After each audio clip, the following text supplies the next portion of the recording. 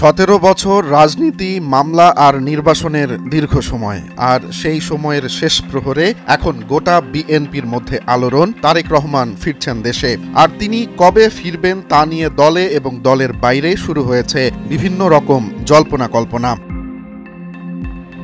গত কয়েক সপ্তাহ ধরেই রাজনৈতিক অঙ্গনে চলছে গুঞ্জন, লন্ডন প্রবাসী বিএনপির ভারপ্রাপ্ত চেয়ারম্যান তারেক রহমান শিগগিরই দেশে ফিরছেন।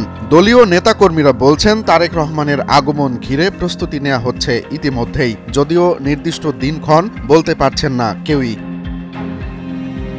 বিশ্বস্ত সূত্র বলছে আগস্টের শেষ দিকে তারেক রহমান দেশে ফিরতে পারেন, তবে সেটি এখনো অনিশ্চিত, কারণ বর্ষাকালের বৈরী আবহাওয়ার মধ্যে ঢাকায় জনসমাগম করে রাজসিক প্রত্যাবর্তন ঘটানো বেশ চ্যালেঞ্জিং হবে।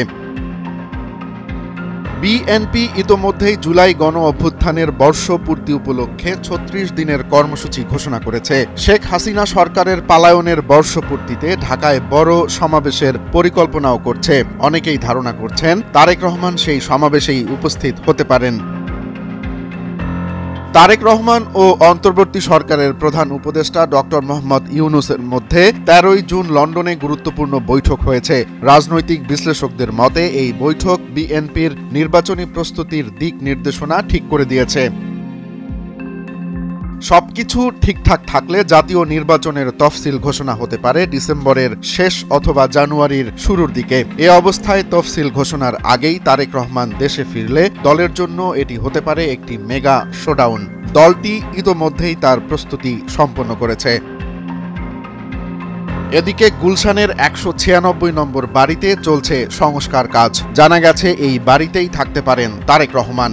একই গলিতে থাকেন খালেদা জিয়াও। বাড়িটি সম্প্রতি ব্রিটিশ আমেরিকান টোবাকো ছেড়ে দিলে সরকার তা খালেদা জিয়ার নামে নামজারি করে দেয়।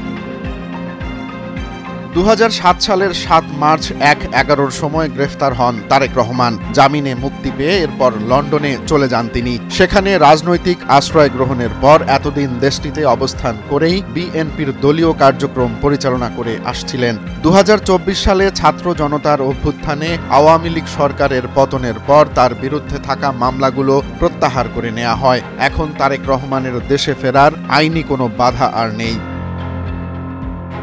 বিএনপির একাধিক শীর্ষ নেতা বলছেন তারেক রহমান খুব শীঘ্রই বীরের বেশে বাংলাদেশে ফিরে আসবেন। রাজনৈতিক বিশ্লেষক মহিউদ্দিন আহমেদের মতে তার প্রত্যাবর্তন হতে পারে নির্বাচনী শোডাউনের অংশ।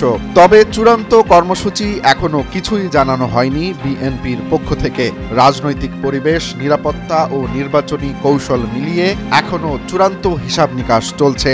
আগস্টের শেষে নাকি নির্বাচনের আগ মুহূর্তে কবে ফিরবেন তারেক রহমান, এই প্রশ্ন এখন দেশের রাজনীতির কেন্দ্রবিন্দুতে। রোমান্স তালুকদার, নয়া দিগন্ত।